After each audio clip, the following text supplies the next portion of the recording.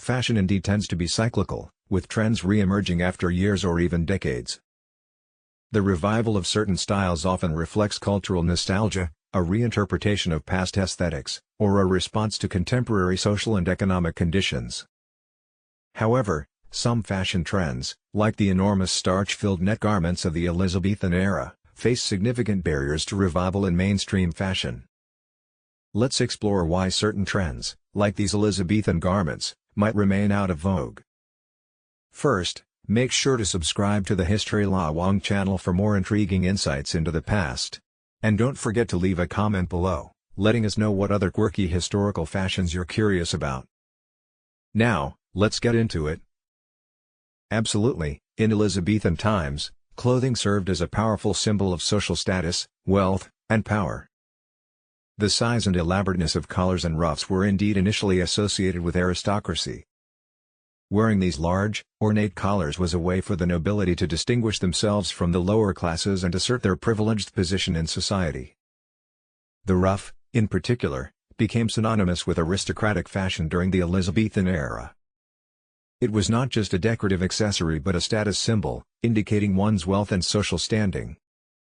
The cost of the fabric, the labor required to maintain its shape, and the elaborate designs all contributed to the perception of the wearer as belonging to the upper echelons of society. Moreover, the discomfort and impracticality of wearing such large collars and ruffs further reinforced their association with privilege. The inability to perform manual labor while wearing them and the need for servants to assist with their maintenance highlighted the leisurely lifestyle of the aristocracy. In a society where hierarchical structures were rigidly defined, clothing played a crucial role in signaling one's place within that hierarchy. For the aristocracy, dressing extravagantly was not just a matter of personal taste but a means of asserting their dominance and reinforcing their social position.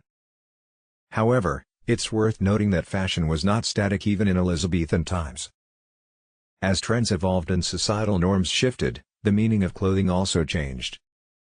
What started as a symbol of aristocratic privilege eventually became more widespread, as fashion trends filtered down to the lower classes, albeit in more simplified forms. Overall, the massive collars and ruffs of the Elizabethan era were indeed a reflection of the social dynamics of the time, where clothing served as a powerful tool for signaling status and identity. The practice of adding starch to a ruff to assist in its stiffness began in the Low Countries during the mid-1560s. In 1564, Mistress Dingen van der Plas brought this innovative technique to England. She started training garment makers, English women, and other interested parties in the use of starch to stiffen the fabric of their clothes. Notably, van der Plas's starch was completely transparent, which initially took English citizens by surprise. However, they quickly marveled at the discovery that adding a starch paste to freshly washed ruffs caused them to stand tall and allowed craftsmen to create intricate shapes by painstakingly folding the starched fabric. With the addition of starch, ruffs got bigger and more complex. Wires and boards hidden behind large folds were also used to support such architectural feats. By 1580, ruffs had grown so large they could extend the entire width of a noble person's shoulders, acting almost like parade floats. The introduction of starch allowed for even greater creativity and elaboration in ruff designs, contributing significantly to the iconic Elizabethan aesthetic. Lady Frances Cobham's remark in 1564 that 10 yards is enough for the ruffs of the neck and hands reflects the early use of fabric in ruffs, but as the century progressed, the amount of material used increased dramatically. By the 1580s, it was common for ruffs to require around 18 yards of material, with supporting wires, decorative edging, and elaborate ornamentation. Fashion, like life, is always evolving, and ruffs continued to morph throughout the decades. During the 1590s, women began wearing ruffs that were open in the front, framing their entire head while allowing them to bend their necks forward. This style, also adopted by some men, gave women the opportunity to show off their décolletage, particularly when paired with a figure-enhancing bodice. Later, from about 1625 to 1650, women started wearing oval ruffs or large closed ruffs set in formal tubular pleats that spread laterally over the shoulders. These were usually accompanied by wide-brimmed beaver hats, a look that suggested readiness for both formal events and festive occasions. However, the material used to construct ruffs was fragile and could fall apart due to hot weather, rain, or body heat. As a result, many ruffs were single-use only, making them a costly fashion statement. Maintaining the shape and stiffness of these garments required considerable effort and skill, underscoring the wearer's wealth and status.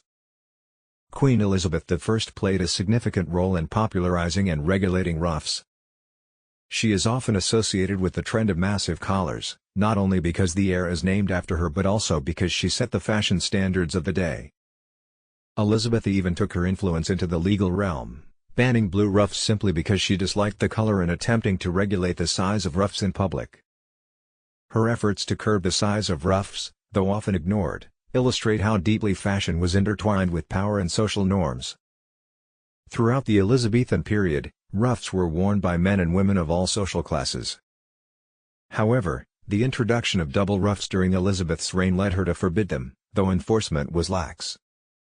By the early 17th century, falling ruffs became popular, functioning more like small capes than traditional collars, and were eventually adopted by both men and women. Despite their eventual decline in popularity, ruffs had a solid 70-year run and left an indelible mark on fashion history. While it remains unlikely that such an impractical fashion trend will make a comeback, the ruff serves as a fascinating reminder of a time when fashion was a direct expression of social status and personal identity. Feel free to leave your thoughts in the comments and let us know what other historical fashion trends you'd like to explore. Don't forget to subscribe to the History Lawang channel for more fascinating deep dives into the quirky, surprising, and sometimes bizarre aspects of history. Thanks for watching.